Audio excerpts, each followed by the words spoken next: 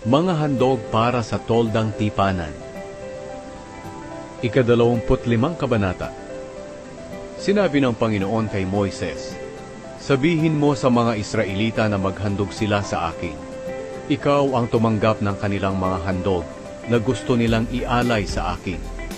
Ito ang mga handog na tatanggapin mo mula sa kanila: ginto, pilak, tanso, lanang kulay asul, ube at pula, manipis na telang linen, tela na gawa sa balahibo ng kambing, balat ng lalaking tupa na kinulayan ng pula, magandang klase ng balat, kahoy na akasya, langis ng olibo para sa ilaw, mga sangkap sa langis na pamahid at pabango sa insenso, batong onyx at iba pang mamahaling bato na ilalagay sa espesyal na damit ng punong pari at sa bulsa sa dibdib nito.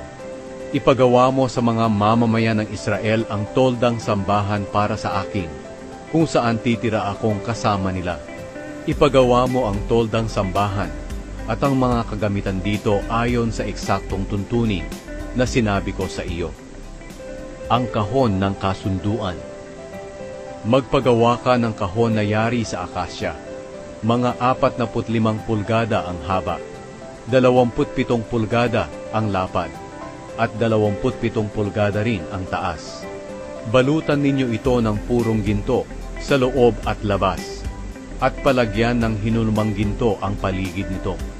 Maghulma ka ng 4 na argolyang ginto, at ikabit ito sa 4 na paa nito, 2 sa bawat gilid. Magpagawa ka rin ng tukod na akasya, at balutan ito ng ginto.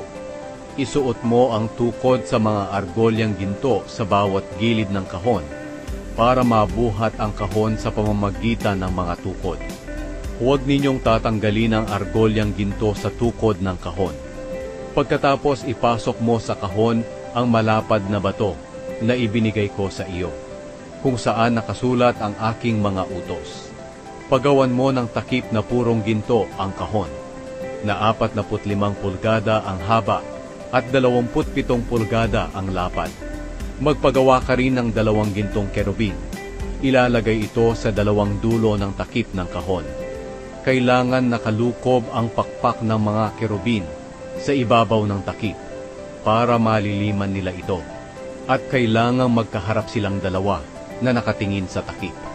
Ilagay mo sa kahon ang malapad na bato na ibinigay ko sa iyo, kung saan nakasulat ang mga utos ko. At pagkatapos ay takpan mo ang kahon. Makikipagkita ako sa iyo roon sa gitna ng 2 kerubin na nasa ibabaw ng kahon. At ibibigay ko sa iyo ang lahat ng utos para sa mga mamamayan ng Israel. Ang mesa na pinaglalagyan ng tinapay. Magpagawa ka rin ng mesang akasya na may sukat na 36 na pulgada ang haba, 18 pulgada ang lapad, at 27 pulgada ang taas. Balutan mo ito ng purong ginto at lagyan ng hinulmang ginto ang mga paligid nito.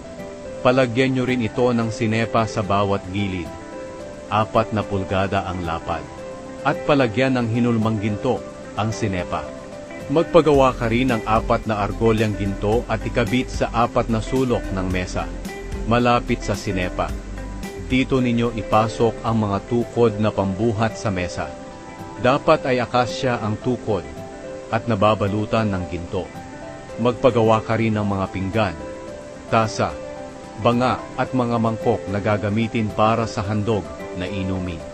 Kailangang purong ginto ang mga ito. At kailangang palaging lagyan ng tinapay na inihahandog sa aking presensya ang mesang ito. Ang lalagyan ng ilaw. Magpagawa ka rin ng lalagyan ng ilaw na purong ginto ang paa, katawan, at mga palamuting hugis bulaklak, na ang iba'y buko pa lang at ang iba'y nakabukana.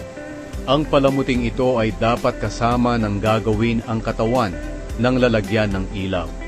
Ang lalagyan ng ilaw ay may 6 na sanga, tigta-3 sa bawat gilid. Ang bawat sanga ay may 3 lalagyan na hugis bulaklak ng almendro. Ang katawan ng lalagyan ng ilaw ay may 4 na palamuting hugis bulaklak ng almendro, na ang iba'y buko pa at ang iba'y nakabuka na. May isang hugis bulaklak sa ilalim ng bawat pares ng 6 na sanga. Ang mga palamuting bulaklak at ang mga sanga ay isang piraso lamang ng hinulma ang lalagyan ng ilaw. Magpagawa ka ng 7 ilawan at ilagay sa lalagyan nito para mailawan ang lugar sa harapan nito. Ang mga panggupit ng mitsa ng ilaw at mga pansahod ng abo ng ilaw ay dapat purong ginto rin. Ang kailangan mo sa pagpapagawa ng lalagyan ng ilaw at sa lahat ng kagamitan nito ay 35 kilo ng purong ginto. Siguraduhin mong ipapagawa mo ang lahat ng ito ayon sa planong ipinakita ko sa iyo rito sa bundok.